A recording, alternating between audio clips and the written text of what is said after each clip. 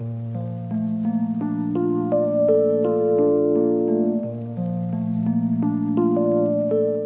right, today we are talking about alternate energy. So what I mean by alternate energy are alternatives to fossil fuels for energy. Okay, a lot of these are going to be familiar to you, and the big thing to keep in mind as we talk about these alternate energies, what are the advantages and the disadvantages for each of these sources of energy. The first alternate energy we're going to talk about is solar power. Okay, solar power is an idea most of us are very familiar with nowadays. We have solar panels called photovoltaic cells. And what happens is sunlight from the sun travels through space and hits Earth. And riding along these wavelengths of light are these packets of energy called photons. And when those photons are absorbed in these photovoltaic cells, it causes a movement of electrons across the photovoltaic cell. And that's really all electricity is. That's what's going into, light bulbs and outlets and into your phone to charge it, is a flow of electrons. Advantages and disadvantages for solar power, some of them are very easy to see. An advantage is that you don't really have to pay for sunlight. Okay, some places get a whole lot of sun, so they have a lot of this resource to take advantage of. It's not polluting, it doesn't damage the environment at all, and those are all advantages. Disadvantages, though, would be that the initial cost and setup of solar power is pretty high.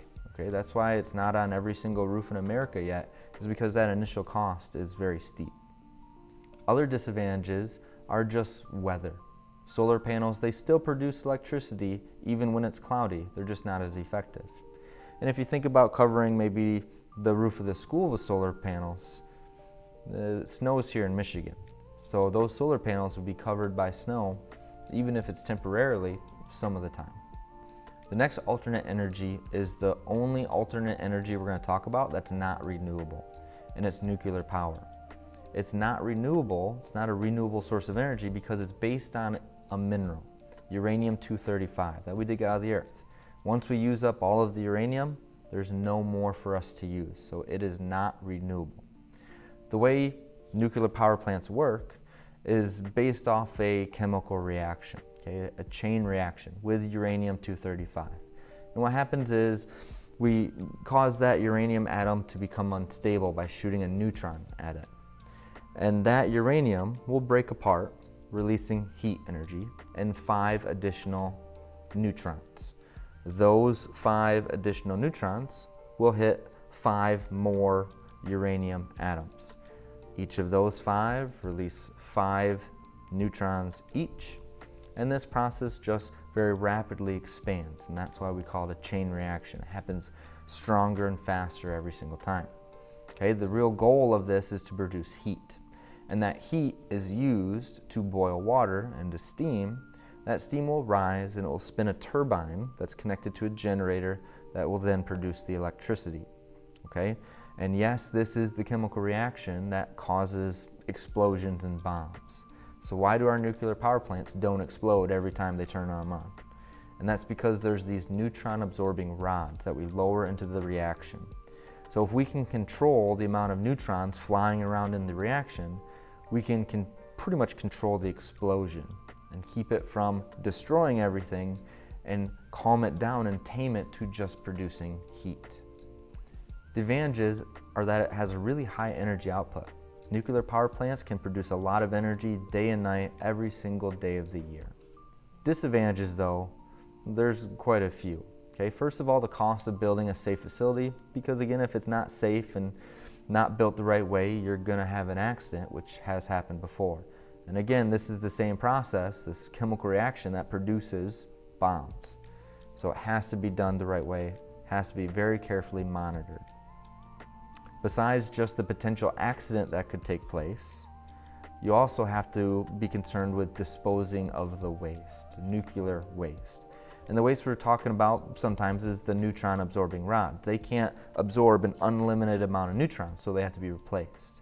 And as soon as you take them out of the reaction, those neutron absorbing rods will then start releasing neutrons into the surrounding area. And that's really kind of what we consider radiation.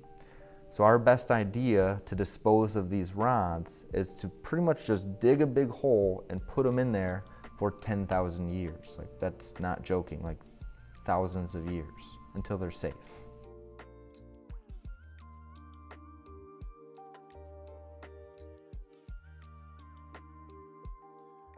The next alternate energy is wind energy.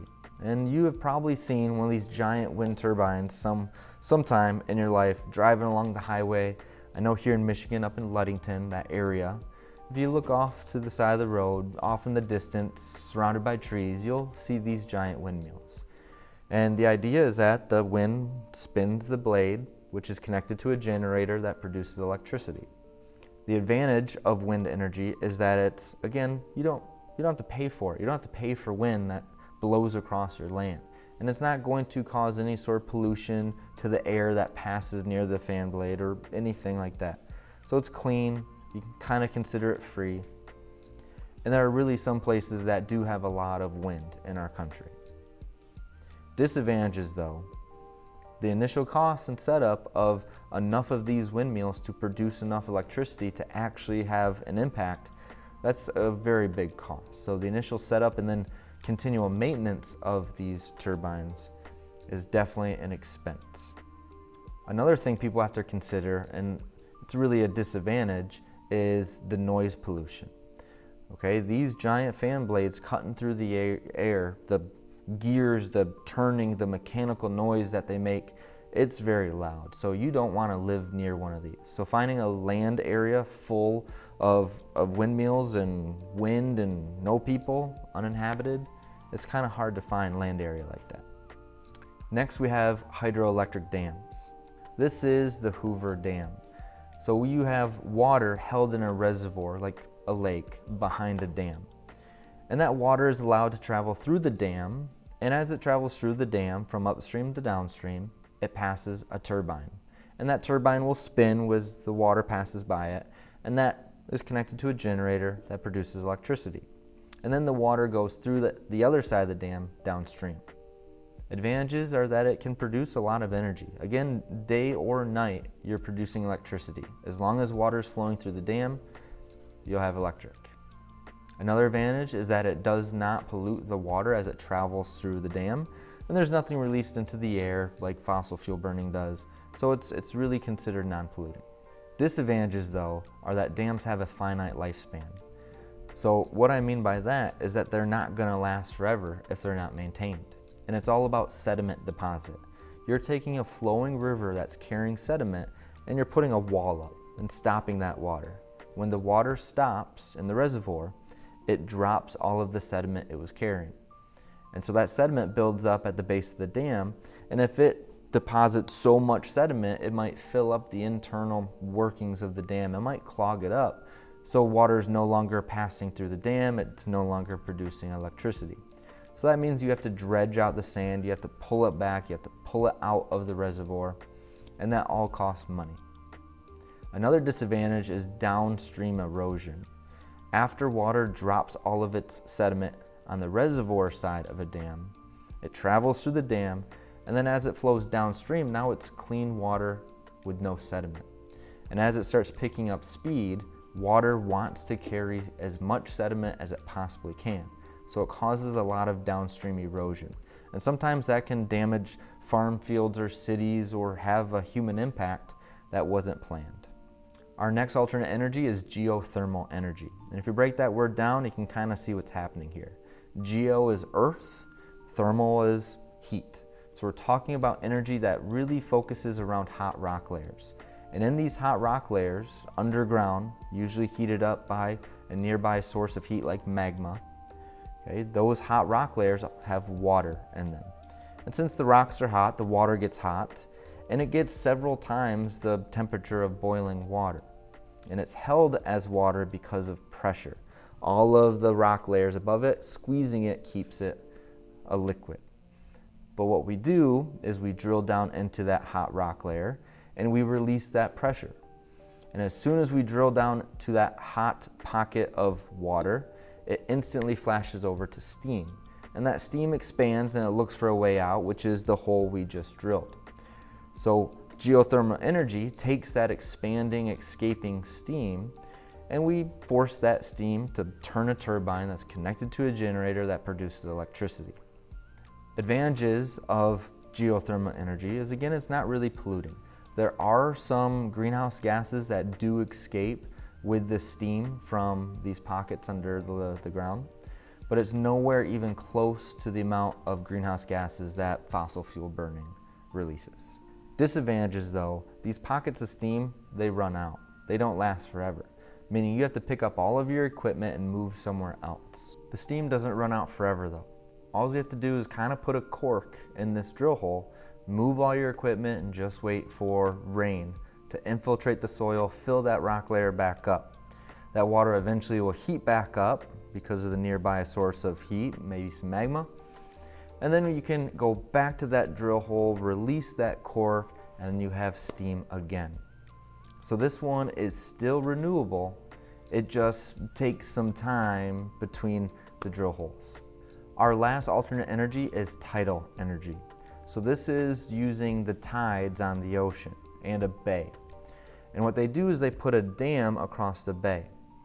And you allow water into the bay during high tide, and you fill up the bay and you close the dam. And then you allow low tide to take place many hours later, where the water level of the ocean goes down, and you open the dam back up and you allow the water you trapped to flow back out into the ocean. And when it does that, it spins a turbine that's connected to a generator that produces electricity. Advantages are pretty few here, okay? Yes, you're making energy kind of free just based on the tides, and it's not polluting, so all of that are good advantages. Disadvantages though, they're kind of a lot, and a lot of big ones. First of all, the availability of these bays and areas on the ocean, there's not a whole lot of space to make these type of power plants, tidal energy. Also, tides only occur a couple times a day, so you're really only actively producing energy just a few times a day.